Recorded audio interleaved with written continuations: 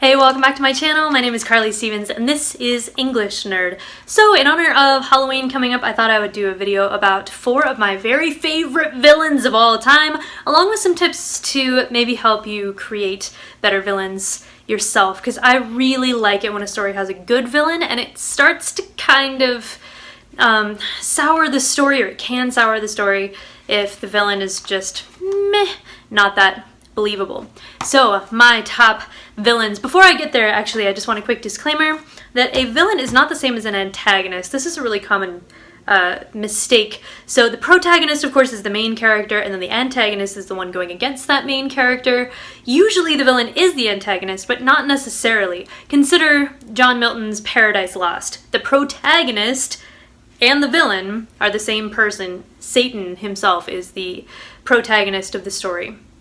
So I just wanted to make that clear. I'm talking about villains. I'm talking about people who do bad things. So let's get to it. Number 1, the first person I wanted to talk about in terms of my favorite villains is Iago from Othello. If you have not read this Shakespeare play, I'm telling you, well, it has a lot of stuff. Has a lot of stuff in it. Deals with a lot of very difficult modern issues of racism and sexism and jealousy and all these really tough themes, but man, Iago is not just the bird from Aladdin.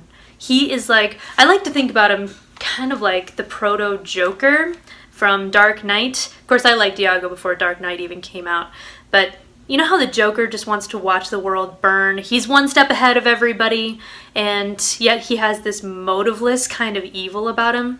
Iago is the same way. So Iago is smarter than everybody else in the entire story by quite a lot. He understands what makes each and every character tick, and he plays on those weaknesses in the characters just in order to bring them all down. One of my favorite lines that Iago says is during a soliloquy, because he's the one who gets the most soliloquies. Interesting. He turns to the audience and he says, "What's he that says I play the villain when this advice I give is free and honest?" And he starts making a case, even to the audience, that he is maybe not the villain after all. He's trying to manipulate not only the characters, but also us, which is so cool and so meta, it's ridiculous. So something that you can take from Iago's character and use to create your own villains is that you need to give them a strength. You need to give them something that is appealing or impressive. At least I would suggest that that be the case. Iago is a really horrifyingly bad person, but his intelligence and his social skills, his ability to read situations is so impressive that you just can't tear your eyes away. And so make sure to give your antagonist, or your villain a strength that will make them a lot more interesting. Number 2, and these aren't in any particular order, I just love these characters as villains like you would not believe. Number 2 is Madame Defarge from A Tale of Two Cities. Now, Defarge is good too, her husband, they're a dynamic duo, but she is the most terrifying. I feel like Defarge and I, in another world, could maybe be friends or something. He's intense, but he has limits, you know? He wants to see the French Revolution take off, he wants to see the end of the French aristocracy that's been oppressing them in Dickens' story, and in history as well. But he wants just to specifically go after those people who've been the most terrible, and Madame Defarge wants to stop at nothing short of extermination. And she has these chilling lines. You start realizing that she is the one who is far more intense than her husband, who was initially built up to be maybe the villain, but she's the one running the show. My favorite line of hers is probably when we find out her motivation, and if you haven't read the story, I'm not going to tell you specifically what her motivation is, but it's in the scene when we find that out. And she says, "Tell wind and fire where to stop, but don't tell me." I mean, come on, that's so good.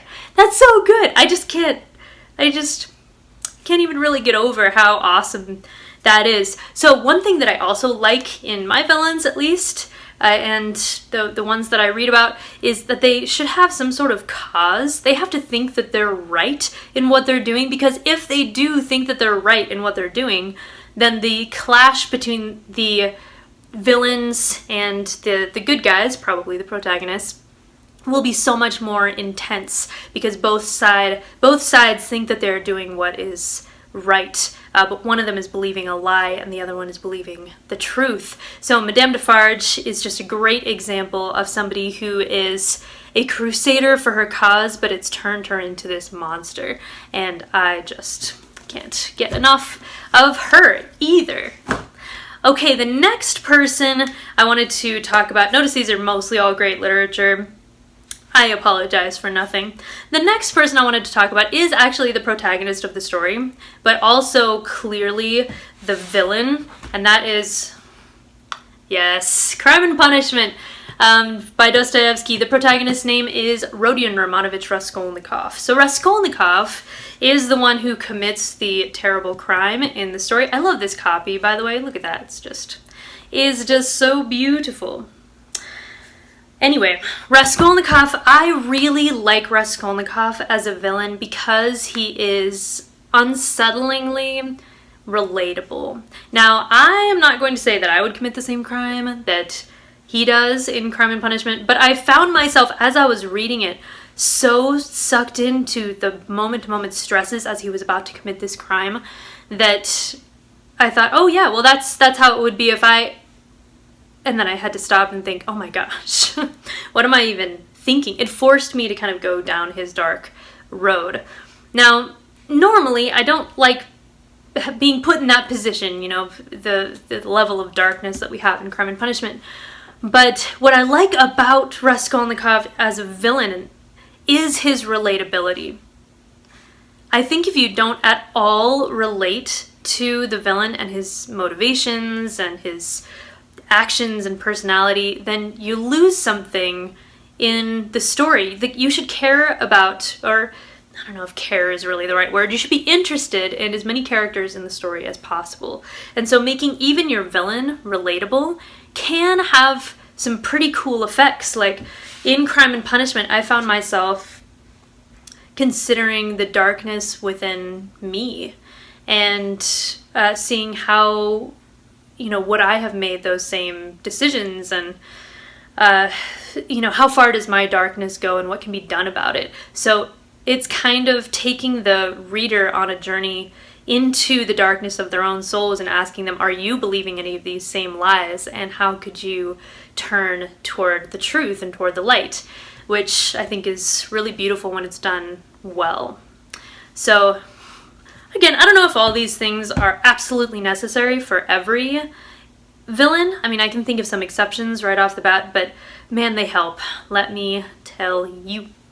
Okay, the last villain I wanted to talk about is, I don't know, you could debate about the classic status, but it's Snape, of course, from Harry Potter, the Harry Potter series. Voldemort is a pretty cool villain. He's certainly not a bad villain, especially when you get to know some of his backstory and all of that. But Snape as the low-key villain through pretty much the whole series is, to me, a lot more interesting because he's morally gray. You're always trying to figure out where he stands, and he has power over the main characters, but he also has weaknesses himself. So with Iago, I said that the villains ought to have strengths. They can't just be these like plastic evil people. They have to have some strengths that are really interesting and appealing. And I would also argue that they should have weaknesses as well, like we see with Snape and with Raskolnikov in particular. They have a lot of weaknesses. So if you can make a character morally gray, I don't think you should do that just to make the point that, oh, you know, well, everything's subjective. I do not think that that's the case at all. But there is a space where people can be morally gray. Sometimes they're good, sometimes they're bad, and you can find yourself rooting for even the villain of a story if that's the case. And I love those kinds of characters, the sort of Jack Sparrow, which side are they on kind of characters. And maybe you do too. If you do, let me know in the comments. I know there are a lot of great villains out there and many ways to make them excellent. So share those ideas, if you would, down below. If you have not yet subscribed, make sure to do so, and I will see you all next Monday.